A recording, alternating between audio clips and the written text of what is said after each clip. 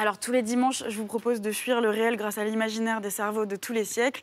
Et aujourd'hui, c'est par le biais d'un magnifique ouvrage conçu dans les années 70 et publié en 1981, le Codex Serafinianus de l'architecte et artiste italien Luigi Serafini. Alors les codex, ce sont des cahiers de pages manuscrites reliés, un peu les premiers livres de l'histoire qui ont été inventés par les Romains pour remplacer les rouleaux de papyrus. D'accord, rien d'informatique. Moi, je pensais que c'était un truc informatique, un codex. Pas du tout. Très bien, merci. Pas du tout. Mais le Codex Serafinianus est une œuvre d'art aussi insolite qu'extraordinaire, puisqu'il s'agit d'une encyclopédie de 380 pages dessinée et calligraphiée dans la langue étrangère la plus étrangère qui soit, puisqu'elle n'existe pas. L'univers que le Codex inventorie est parfaitement imaginaire, mais composé avec une organisation propre à une encyclopédie classique.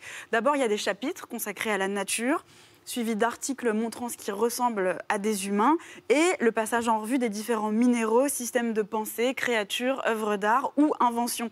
Un univers surréaliste où les êtres sont de toutes les couleurs, matières ou formes, et ça donne à des choses que personne n'a jamais vues ici-bas, ou alors quelqu'un qui ne va pas très bien.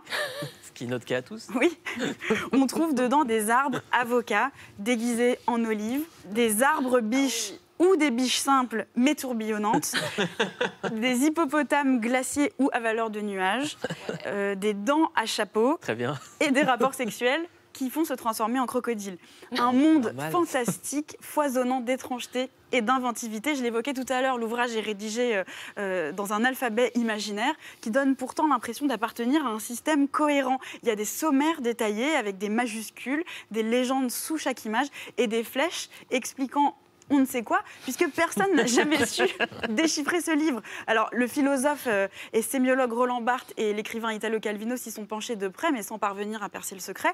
Serafini, qui est toujours en vie, et je le signale parce que c'est rare que je parle de vivant en général, et ici, s'est très peu exprimé sur sa création. Et malgré le fait qu'il nie y avoir mis une quelconque signification, depuis des années, il y a des groupes sur Internet qui essayent de déchiffrer ce codex. Il y en a qui disent qu'ils ont trouvé un système, d'autres qui disent que ça repose en mathématiques sur le nombre 21 et qui sont persuadés d'avoir trouvé la clé de cet ouvrage. Et lui, il confirme jamais, il n'affirme pas. Jamais. Et il ne veut pas s'expliquer. Non, non.